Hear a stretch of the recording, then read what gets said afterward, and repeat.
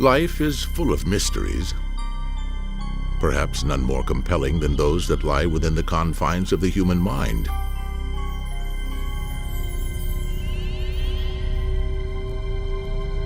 Most of us perceive the outside world by virtue of the 5 known senses. But there are some people who claim they see the world through extrasensory channels. Do these strange powers of the mind truly exist? Can they be measured, tested, even harnessed? Or are they destined to remain beyond our grasp? We'll seek the answers to these and other questions as Reader's Digest's Mysteries of the Unexplained presents Powers of the Paranormal.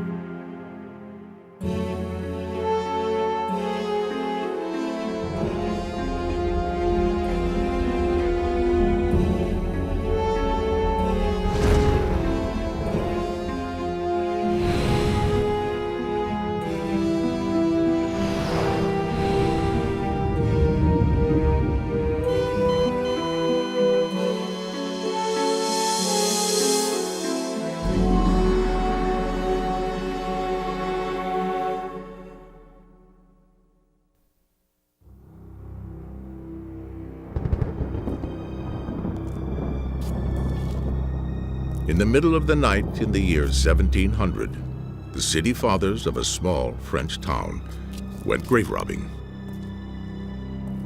They intended to steal from the tomb of one Michel de Nostradam, better known as the prophet Nostradamus.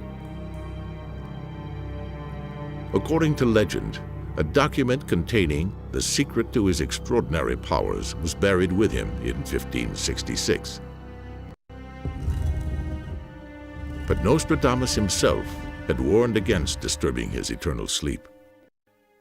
The man who opens the tomb when it is found, evil will come to him that no one will be able to prove. A medallion is discovered. Inexplicably, it is engraved with the present date, the year 1700. 134 years earlier, Nostradamus had foreseen this, the moment of his desecration. Horrified, the robbers leave the prophet to his peace.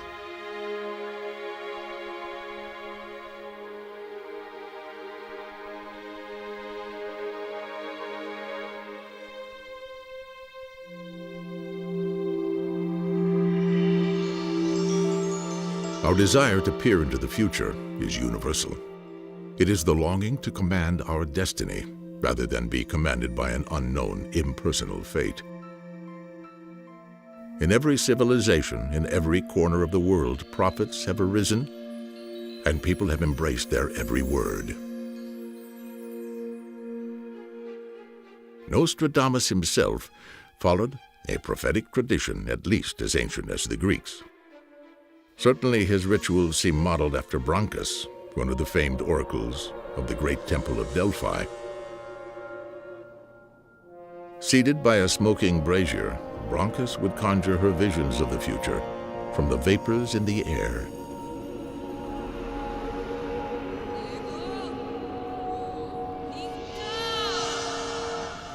But by the time of Nostradamus, those engaged in fortune-telling were thought blasphemous and malign. The so-called cunning men and wise women of the Middle Ages practiced their profession in secrecy and fear. The Catholic Church saw little difference between a soothsayer and a heretic. Indeed, the Inquisition doled out a similar fate to both. Prophets were arrested and burned at the stake.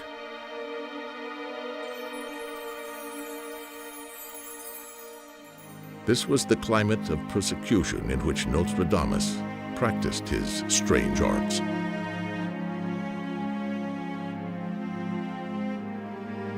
Indeed, his interest in magic, his ecstatic trances, his writings and predictions all might have doomed a lesser man. But so renowned was the mastery of Nostradamus that the nobility was able to protect him from the Inquisition's wrath. Nostradamus walked a tightrope between religious correctness of the 16th century and getting himself burned at the stake. He died in his bed, so he was a success at not upsetting the church authorities too much. But you've got to understand, in the 16th century, it was not so much that you were performing heresies, but if you were indiscreet about it. Over 36,000 words of prophecy flowed from his pen. His epic work, The Centuries, holds more than 900 predictions about the future of the world. Nostradamus lived to see some of his prophecies fulfilled. The most famous concerned the death of the reigning monarch of France, Henry II. In 1556, he forewarned the king that he would be killed in a joust. The prophecy described in detail what happened. This is what it said. The young lion and the old lion will meet and ritualize combat on the field of honor. And then he says, he shall have his eyes pierced through the golden cage. Despite the warning, Henry entered a joust. His opponent's lance shattered as they clashed. The splintered shaft penetrated the golden visor of the king. 10 days later, he died. Nostradamus's prophecies are couched in 4-lined rhymed verses called quatrains. Written in an obscure and cryptic style, sprinkled with Hebrew, Latin, and Portuguese words, they are difficult to interpret.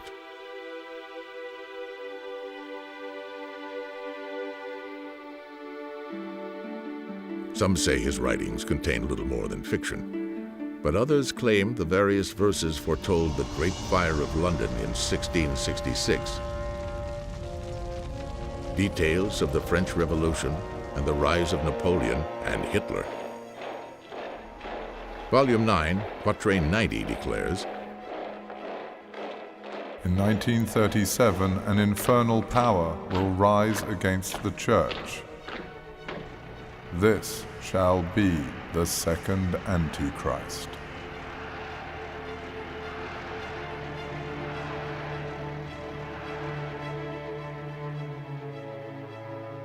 The chilling accuracy of his predictions have ensured Nostradamus his place in history. But what of his predictions yet to come?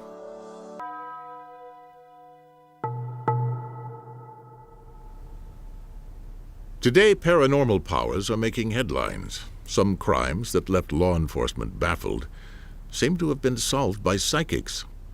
Can they interpret clues and answer questions the rest of us cannot? The Reader's Digest decided to put together its own team of paranormal investigators to find out.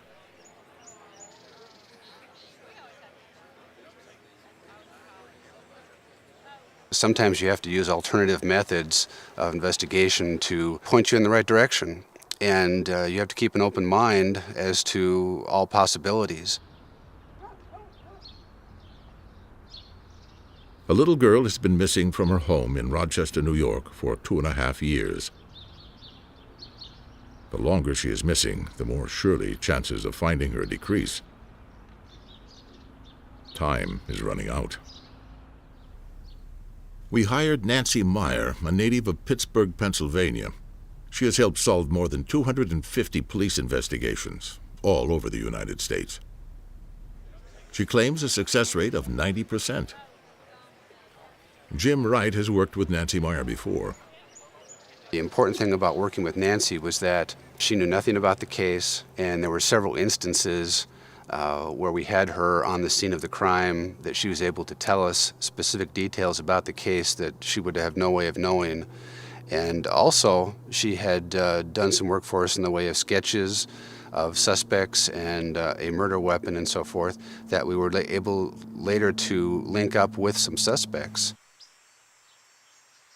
My mind seems to be able to pick up a lot of information from photos of the crime scene. That's what I primarily use. Or If it's a missing person, I use photos, handwriting samples, maps to try, and then all of a sudden I'll lock in on some part of the situation that will tell me, this is what happened. Meyer needs very little to begin her search for the missing girl.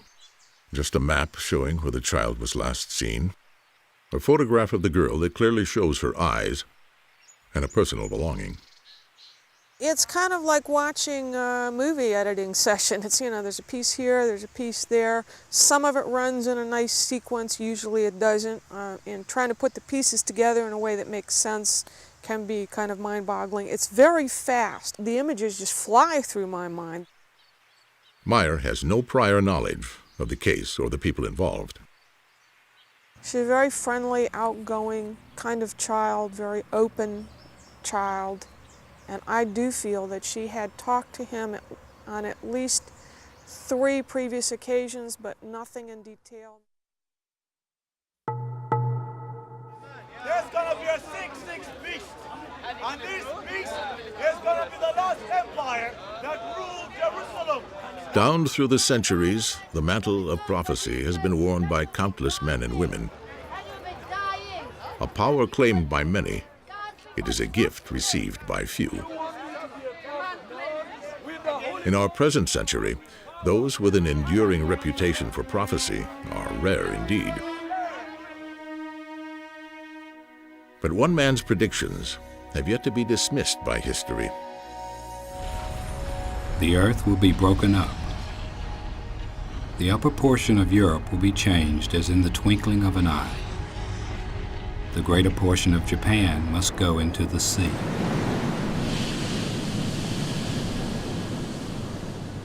His name is Edgar Cayce, an ordinary man, possessed by extraordinary abilities. Born in rural Kentucky in 1877, Cayce was a below-average student. Even his parents despaired at his inability to learn. But in 1890, all that would change. As young Edgar played baseball one afternoon, a ball hit him near the base of his spine. Cayce didn't seem seriously hurt, but when he went to bed and fell asleep, he began to speak.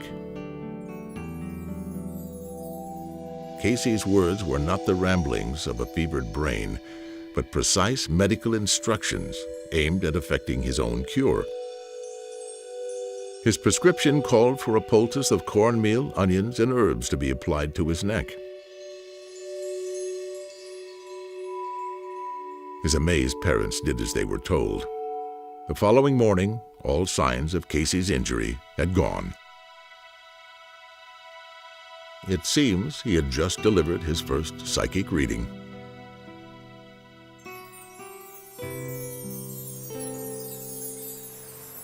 By the time he was in his 30s, Cayce was regularly dictating medical treatments and prophecies. His method was always the same. Falling into a trance-like sleep, he began to speak out loud. An assistant would transcribe his words. Upon waking, Cayce would remember nothing. He became known throughout the Western world as America's sleeping prophet. Among his most accurate predictions, the stock market crash of 1929, the timing and duration of World War II, the death in office of John F. Kennedy. True to his unassuming nature, Cayce never thought himself unique. He believed that everyone could develop psychic powers. In one remarkable reading, Cayce strayed from prophecy and gave instructions on how to read another's mind.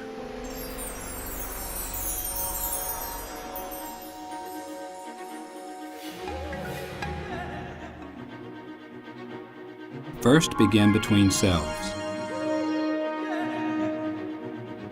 Set a definite time, and each at that moment put down what the other is doing.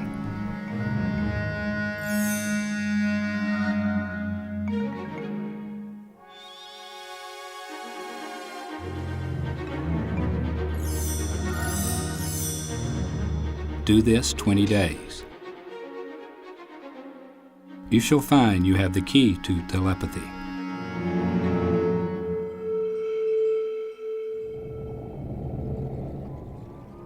But if telepathy still seems beyond our grasp, can we emulate Casey by harnessing other powers? Can we, as Edgar Casey claimed, learn to receive messages from the future? According to a recent study, dreams are the most frequently reported vehicle for psychic experiences. Researcher Alan Vaughn believes in prophetic dreams. I think everyone should realize that we have this extraordinary potential within us to dream about the future. And this is part of our guidance mechanism. This is what helps people create success, either through their dreams, or often people will have, shall we call it, waking visions or hunches or intuitions of things that will work out for them. Vaughn bases his belief on personal experience. In April of 1968, he began to have a series of strange and disturbing dreams. It was an election year. U.S. Senator Robert Kennedy was campaigning for the Democratic nomination for president.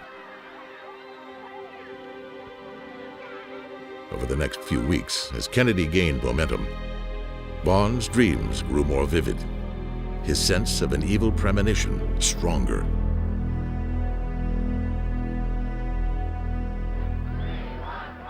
The campaign was now in high gear. As the crucial California primary approached, Bobby Kennedy was looking good in the polls.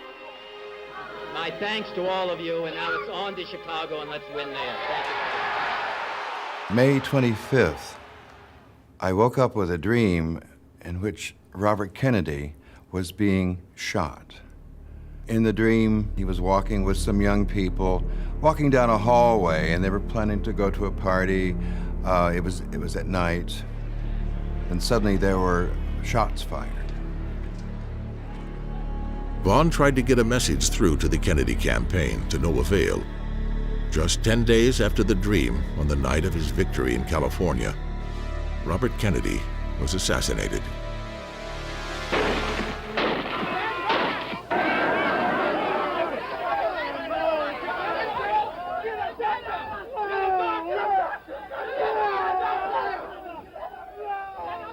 On June the 5th, when I heard the news that Robert Kennedy had been shot, it was the most horrible feeling I've ever had in my life. It was like I was guilty. It was my fault because I had not been successful in warning him. But as the news came in, I was able to compare it with the dreams, and there were a dozen points of correspondence. From a parapsychological point of view, this was really good evidence. Could this tragedy have been averted?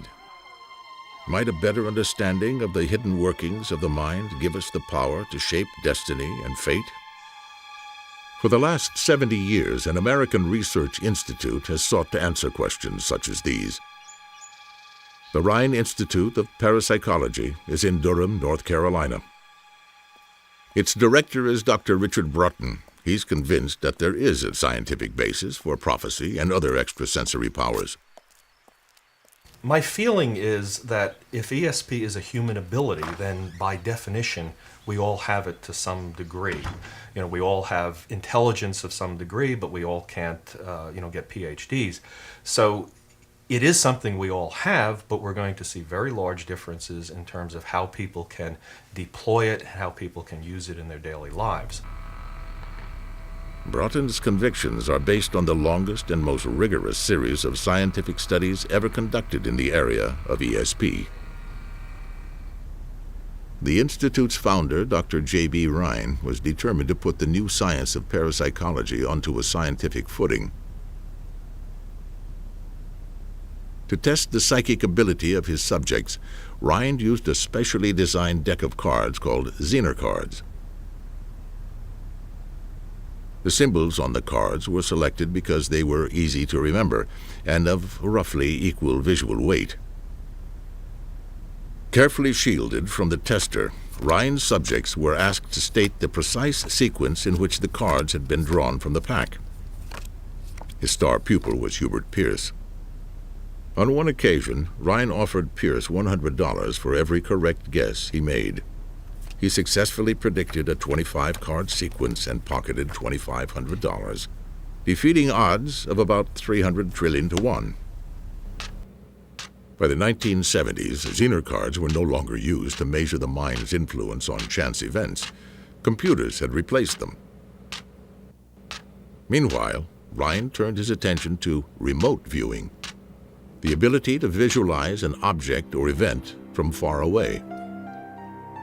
Remote viewing is just a different name for extrasensory perception, but when it's directed at distant locations. But it's a kind of ESP where there's a sort of general free response on the part of the subject to describe whatever he or she is seeing. We all have the ability to imagine pictures in our minds, but remote viewers can visualize reality.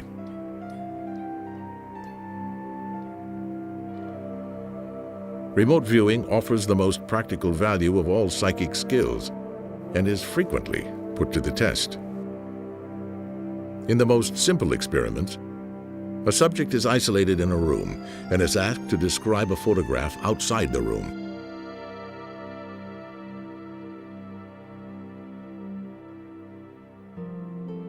Despite having never seen the photograph, the remote viewer then tries to visualize the image in his mind.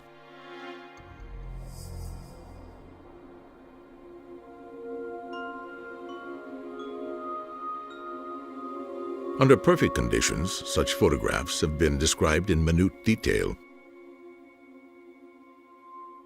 But some people claim they can bring these mental images into focus under almost any circumstances. Joe McMonigle, the most renowned remote viewer in the United States, believes he can remote view on demand. The class of students at the Rhine Institute will watch McMonigle as he demonstrates his skill. A computer has randomly selected the target image from a library of hundreds. It has been sealed in an envelope and placed in a separate room. Generally, when I begin a remote view, I'm looking at the fragmentary or bits and pieces that are coming in very rapidly and trying to create some picture out of that. These first elements come in very fragmented form. They come in symbology a lot of times. Like one of the things I'm getting is this sort of symbol. That doesn't actually represent anything, but what it does mean is it's probably a reflective surface of some kind. McMonigle uses a kind of visual shorthand to describe the images he sees in his mind. He visualizes elements of the photograph by broad characteristics, like shape, color, and size. With a major fall off or drop. The important thing about this consolidation is not to assume that the reflection is water or that this drop off is a waterfall or anything like that. You don't want to make any of those assumptions. Most psychics experience a similar jumble of images when attempting to remote view. Putting the pieces together can be difficult. McMonigle's completed vision describes an image with a shadowed area in the upper right, some structures on the left side, a reflective surface on the bottom right, and a drop-off in the middle. In this case, Joe's remote viewing is judged to be a direct hit.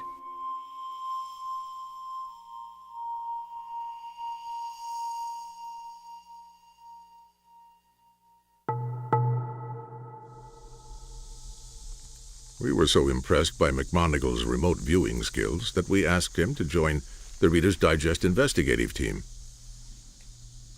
Joe McMonigle's experience as a psychic investigator includes 25 criminal cases. He claims his crime-solving record is 60% successful.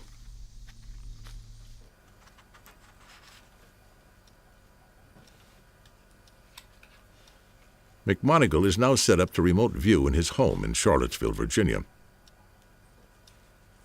For a remote viewer, it's much harder to find a missing person than to identify an object or a location. You can develop some very detailed drawings of the location that a person might be held in or the location of, say, a missing body or something. But the problem is, even with a detailed drawing, let's say it was a drawing of a trailer park. There are how many trailer parks in America? He needs the date and time the little girl disappeared, nothing else. McMoneagle has been given no information about the case, but at least one of his predictions will prove true. She was playing on a bike at the time, or had her bicycle with her. I get a sense that she probably lost part of her clothing, a shoe or a sock or something. She was taken by force. She didn't have any idea who her kidnappers were.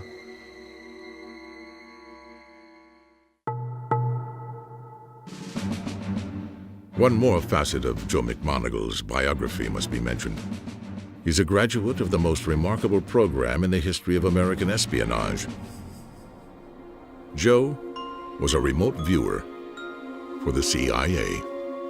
Mr. Joseph McMoneagle received a Legion of Merit Award, which was given in part for providing invaluable information with a novel intelligence gathering technique, which was briefed at the highest levels of the executive and congressional branches of our government. In the throes of the Cold War, the CIA received alarming information that the Soviet Union was turning to parapsychology as a source of exotic espionage.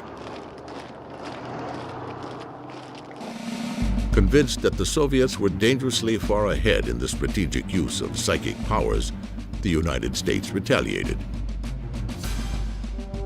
In 1972, at CIA headquarters in Langley, Virginia, Operation Stargate was born. A team of U.S. government psychics spent 20 years and $20 million visualizing everything from the identity of KGB agents to the design of top-secret enemy submarines. In 1980, the CIA's psychics were asked to find out where Iranian terrorists were holding American hostages. And after the U.S. invaded Panama in 1989, psychics were enlisted to provide information about fugitive President Manuel Noriega. They were asked to provide a layout of the interior of Noriega's home.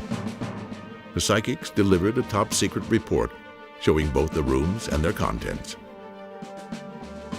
Finally, in 1995, the CIA went public.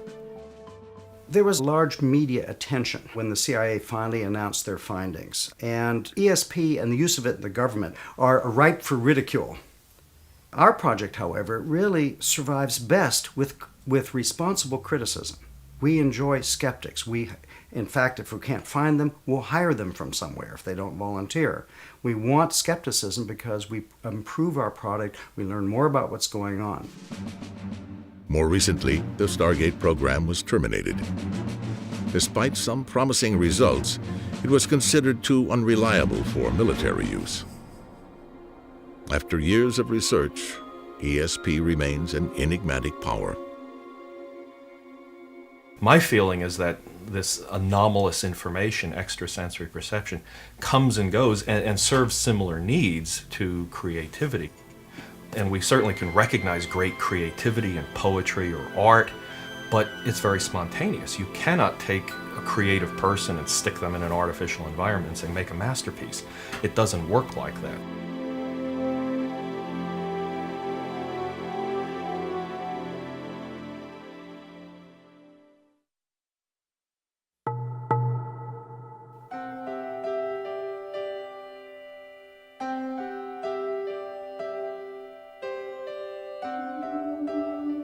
The story behind our psychic investigation is a tragic one. Judy Gifford is suffering the pain of an experience that is every parent's nightmare.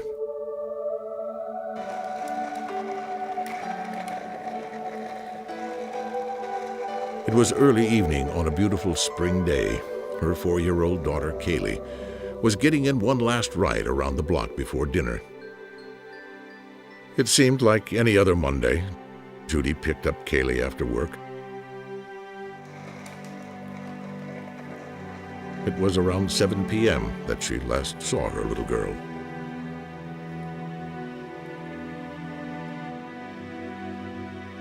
As the clock keeps ticking, Judy is desperate to find Kaylee. She's open to using psychic detectives to help. Maybe they can see something that somebody inside is not being able to see, like the forest through the trees kind of scenario. Maybe our police department are looking at things and not being able to see the answer. Maybe an outsider can come in and see something that they can't. All over metropolitan Rochester, on the southern shore of Lake Ontario, Kaylee's photograph has been distributed. Her smiling face is everywhere. You know what it feels as though someone rips your heart out while it's still beating in their hand. Because that's what I felt like. Someone just stole my life, which is my child.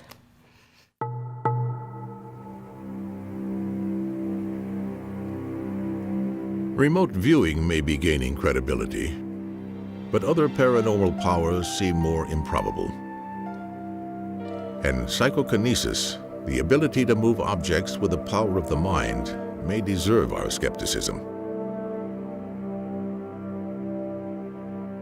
If such a power exists, the laws of physics will have to be rewritten. As for the rules of the game of pool, they'll certainly never be the same.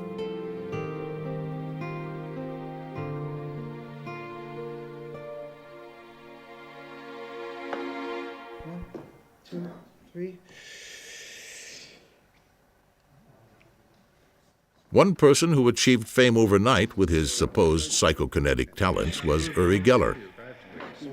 5 degrees, that moves. What are you saying to yourself? I'm saying now bend. The controversial Israeli claims to have been employing paranormal powers since he first bent his soup spoon at the age of 4.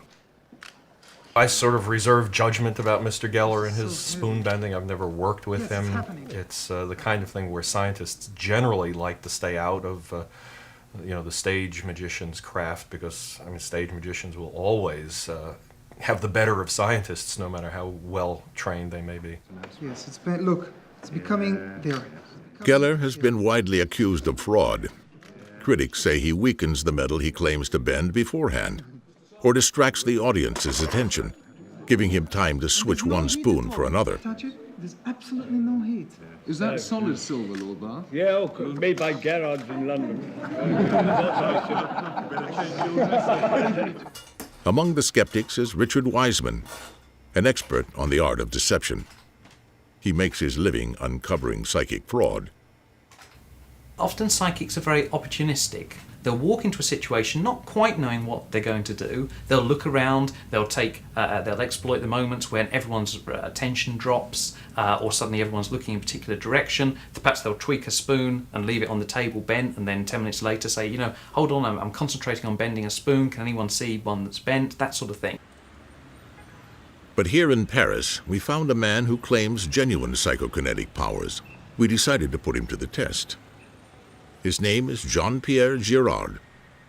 In the 1970s, he rode the coattails of Uri Geller's fame, baffling audiences with his alleged ability to move solid objects with the power of his mind.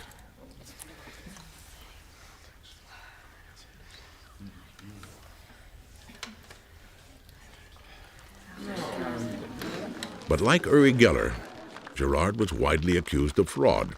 Eventually, he dropped out of the limelight. Demonstrations are often too flashy and done without scientific supervision. I rarely do demonstrations for the media. For the last 20 years, I've been doing mainly experiments in laboratories in a strictly controlled scientific environment. Je vais simplement demander à Jean-Pierre Girard de se laver les mains très consciencieusement. Today, Girard has agreed to demonstrate his abilities under one condition: that a properly controlled testing environment be provided. A French magician named Ranqui is Girard's monitor. He is president of a French association that is often called upon to investigate claims of paranormal occurrences. As a magician, Ranqui is familiar with all the tricks and illusions someone claiming psychokinetic powers could use to fool an audience. L'illusionniste est l'individu le mieux An illusionist is the person best suited to uncover fraud. Absolutely, all paranormal phenomena can be reproduced using illusion.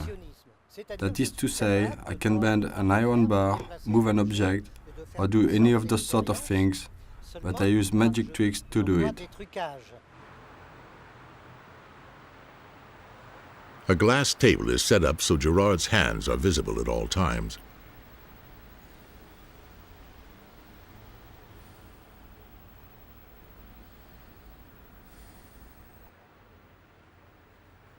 Ranqui has personally chosen and closely inspected the metal bars Gerard will try to bend. Each is labeled with a different number to prevent Gerard from switching bars during the demonstration. The 10 bars are made from a non-magnetic metal alloy. They are 10 millimeters in diameter and 25 centimeters in length.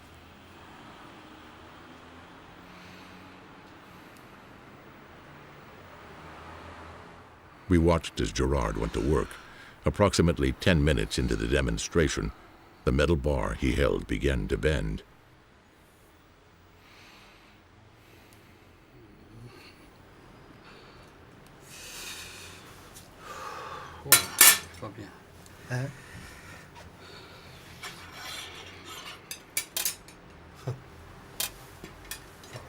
At first, the bowing of the rod was minimal, but Gerard continued to work, taking breaks between each exertion.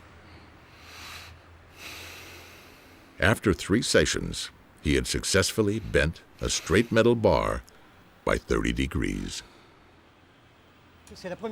This is the first time I've seen an effect happen so quickly.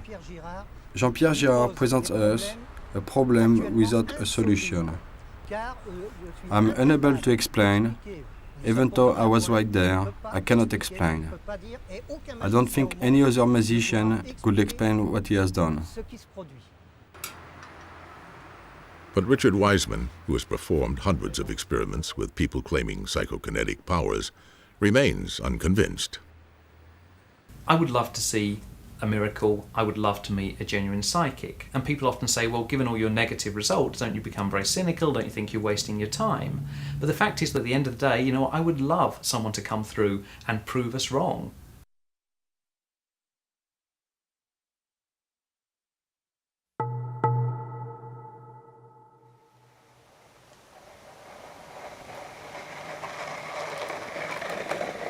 As our psychic investigation continues, 2 competing visions emerge. Can't get past this feeling that she knows this guy because she's so trusting of him. I have the feeling that he took her in a mid-sized car. I get the feeling that it was a Buick LeSabre and it was kind of a metallic blue. The van that was used in the kidnapping was sort of an off-white with gold markings or stripes, and it was stolen. He has sedated her in some way. I would think logically chloroform, but I don't smell that, so it's something else. But he's knocked her out. I have the van departing the area by accessing a 4-lane interstate road, and that was essentially going south. He's heading south on 490,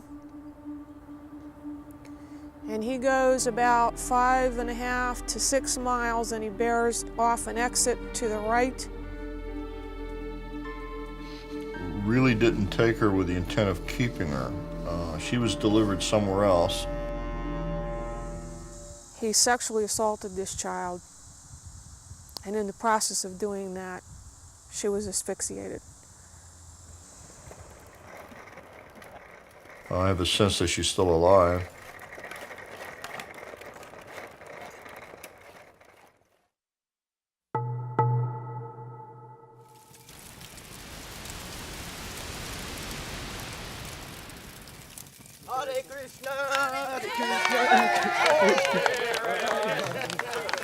Some physical phenomena cannot be explained without reference to psychic power. This is a quick and very dangerous thing, and it's very powerful, turns a lot of terror and fear into real high excitement. Overcoming fear and conquering the colds is seen as a powerful and life-transforming ritual. It's a metaphor for personal transformation, personal power. People can see the possibilities for themselves, that they can do more than they think they're capable of doing. Here in a friend's backyard near Seattle, Washington, Michael McDermott regularly organizes firewalking ceremonies.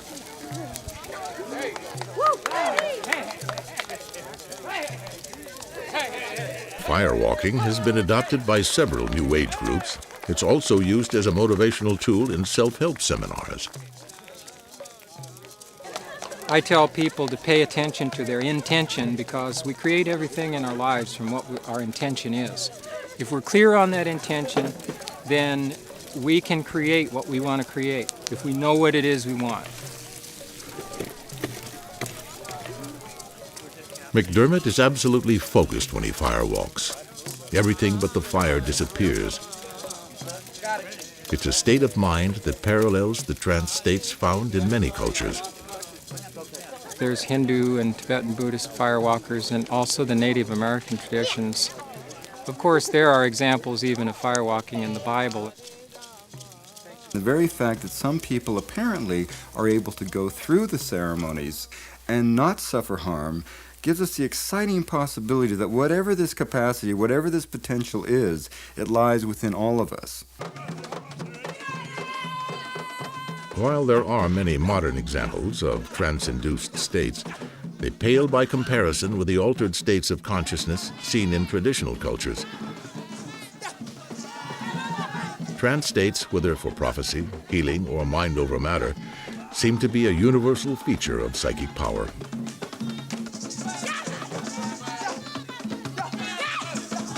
The ethnographic record leaves absolutely no doubt that in most societies of the world, the desire to invoke some technique of ecstasy, to soar away on the wings of trance, to get into some kind of distant metaphysical realm, is an essential part of the human desire. It happens everywhere, in 100 different forms.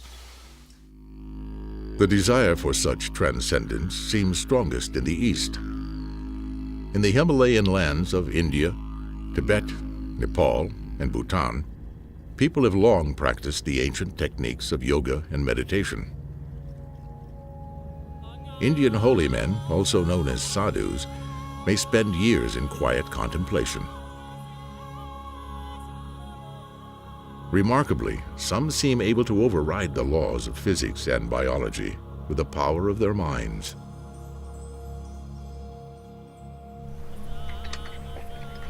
To explore the mysterious powers of the meditating mind, a Harvard University medical team undertook a series of expeditions into northern India in the 1980s.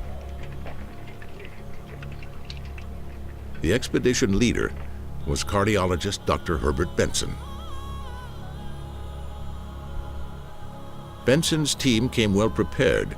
They wanted to ensure that any phenomena they witnessed could be scientifically validated. Their equipment allowed for accurate measurements of stress levels, heart rate, and body temperature.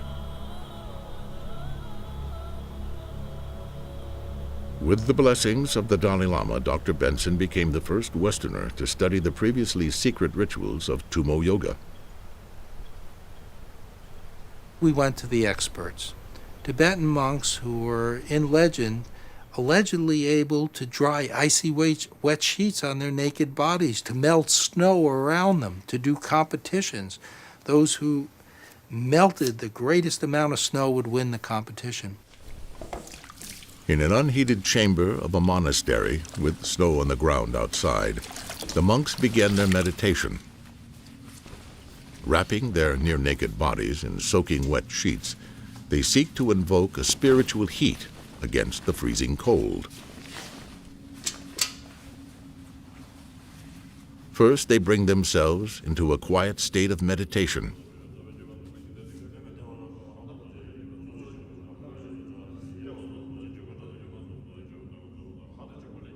Then they visualize heat coming from the outside and entering their bodies, radiating up and down a central channel.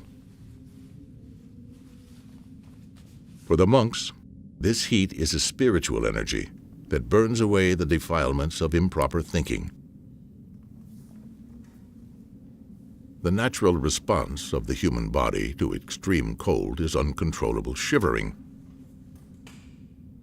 Yet the monks do not shiver.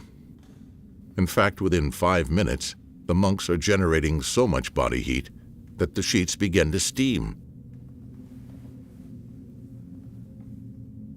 Dr. Benson has discovered these monks can raise their body temperature at will by as much as 17 degrees. Within a half hour, the sheets are completely dry. Well, this is a perfect example of a mind-body effect that we would think would previously be impossible, that through thoughts, the body could generate enough heat to actually dry icy wet sheets on your naked body in 40-degree Fahrenheit temperatures. It's remarkable. On one occasion, Benson's team hiked to an exposed ledge at 19,000 feet. They observed a group of monks spend the night in sub-zero temperatures with only thin shawls for protection. Their mastery of Tummo Yoga allowed them to survive unharmed. The monks provide absolute proof of the mind's ability to control the body. But how does it work?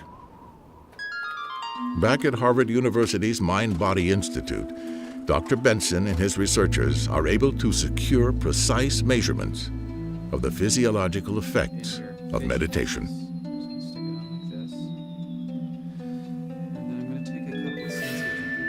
In repeated experiments, they have demonstrated that different states of mind produce detectably different electrochemical signatures.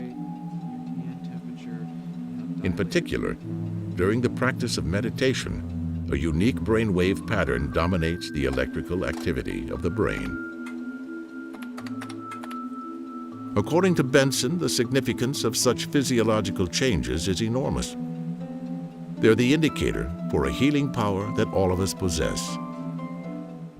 What we now know is that if you think in a certain way, your metabolism will decrease, your blood pressure will decrease, there's decreased heart rate, decreased rate of breathing, and feelings of peace and tranquility. There is nothing new about what we're talking, whether it be repetitive prayer, a rosary in Catholicism, davening in Judaism, centering prayer in Protestantism, or yoga, or meditation.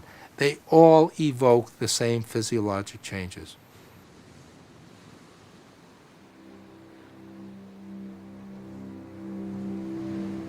The power of healing is in everyone's grasp. Many Western doctors remain skeptical about the role of the mind in medicine. But their doubts are eroding in the face of mounting evidence that the human immune system is regulated by our state of mind.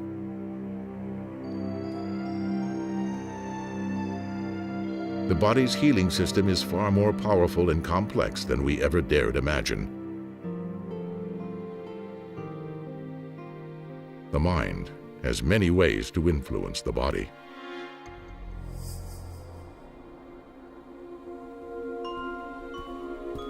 Don Copland is the former president of the National Federation of Spiritual Healers in the United Kingdom. Spiritual healers believe they can assist the body's own recuperative efforts and help return a patient to good health. I'm acting as a channel for a healing energy which we believe comes from a divine source, and channeling that energy to Eileen for the restoration of her energy system so that we can try and fight this problem that she's got, this deep problem. Just quiet yourself down as usual. Yeah. Don't have anything crossed. Just think of something peaceful in your mind. Eileen was diagnosed with liver cancer in December. Doctors gave her 3 months to live. She began chemotherapy with little hope of recovery. 2 months later, out of desperation, Eileen went to see Don Copland. She continued chemotherapy.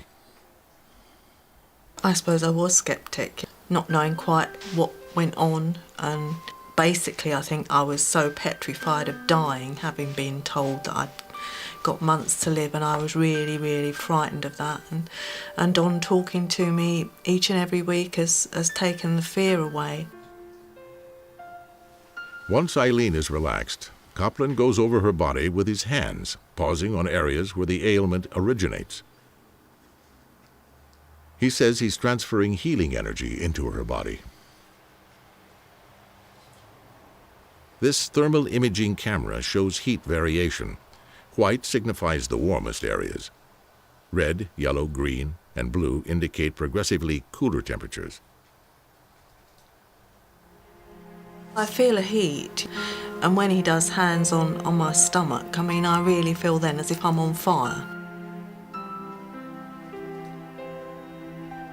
I'm very, very fortunate that someone upstairs has selected me to be a channel, to be able to do this. And over the last 20 years, many hundreds of people have been very glad of that facility. After only 4 months of healing sessions with Copland, Eileen's tumor had shrunk so much that she ceased chemotherapy. As of today, Eileen's cancer has been in remission for a year. Her doctor requires only occasional visits.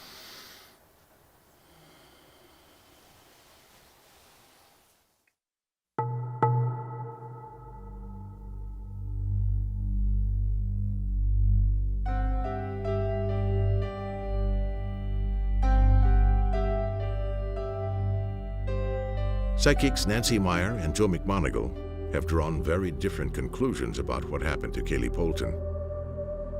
Meyer believes the missing child is dead.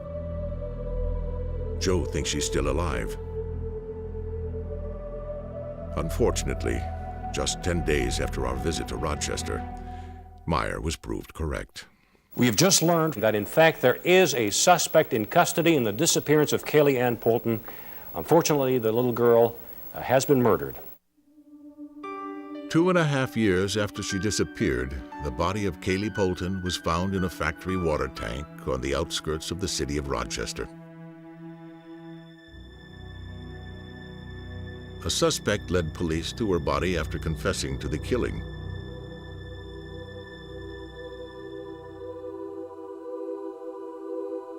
The suspect in custody lived in Kaylee's apartment complex, and she knew him.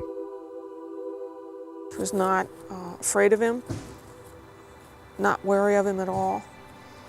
So he must have been either living in her immediate area or was hanging out in that area for several weeks prior to this abduction. The suspect drove a blue Chevrolet to dump her body. I get the feeling that it was a Buick LeSabre, and it was kind of a metallic blue.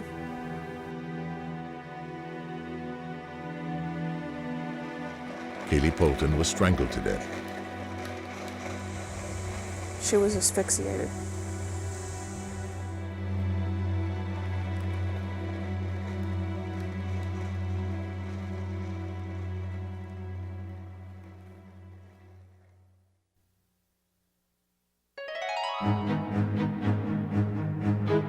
The evidence for paranormal powers is compelling. The source may be mysterious, their manifestations irregular, but remarkable abilities do exist. It may be something that's really evolving along with consciousness. Consciousness in the human species seems to be relatively recent.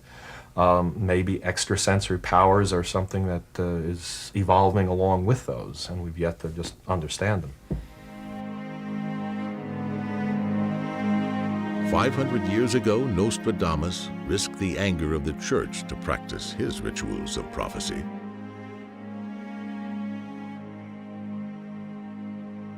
Today, the psychic abilities of Joe McMonigal have received the sanction of the CIA. A dramatic shift in attitudes has certainly occurred. But perhaps a more fundamental transformation is also taking place.